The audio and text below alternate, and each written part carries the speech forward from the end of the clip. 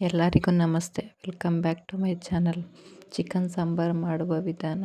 First ಒಂದು ಜಾರ್ಗೆ ಸ್ವಲ್ಪ ಈರುಳ್ಳಿ, ಸ್ವಲ್ಪ ಬೆಳ್ಳುಳ್ಳಿ, ಸ್ವಲ್ಪ ಚಕ್ಕೆ, ಲವಂಗ, ಶುಂಠಿ, ಸ್ವಲ್ಪ ತೆಂಗಿನಕಾಯಿ, ಸ್ವಲ್ಪ ಪುದೀನ, ಒಂದು ಟೊಮೊಟೊ, ಕೊತ್ತಂಬರಿ ಸೊಪ್ಪು,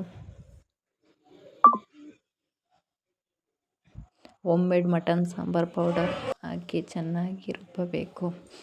ನಂತರ ಗ್ಯಾಸ್ ಆನ್ ಮಾಡಿ ಒಂದು ಕುಕ್ಕರ್ ಇಡಿ. ಸ್ವಲ್ಪ ಎಣ್ಣೆ, ಸ್ವಲ್ಪ ಈರುಳ್ಳಿ, ನಂತರ ಚಿಕನ್ ಹಾಕಿ ರುಚಿಗೆ ತಕ್ಕಷ್ಟು ಉಪ್ಪು, ಸ್ವಲ್ಪ ಅರಿಶಿನ ಪುಡಿ ಹಾಕಿ ಚೆನ್ನಾಗಿ ಫ್ರೈ ಮಾಡಿ. ಫ್ರೈ ಆದ ನಂತರ ರುಬ್ಬಿದ ಮಿಶ್ರಣವನ್ನು ಹಾಕಿ ಚೆನ್ನಾಗಿ ಮಿಕ್ಸ್ ಮಾಡಿ. ಸಾಂಬಾರಿಗೆ ಎಷ್ಟು ಬೇಕೋ ಅಷ್ಟು ನೀರು ಹಾಕಿ ಒಂದು ಕುದಿ ಬಂದ ನಂತರ ಕುಕ್ಕರ್ ಲಿಡ್ ಕ್ಲೋಸ್ ಮಾಡಿ 2 ವಿಸಿಲ್ ಬರಿಸಿ. ನಂತರ ಚಿಕನ್ ಸಾಂಬಾರು ರೆಡಿಯಾಗಿದೆ.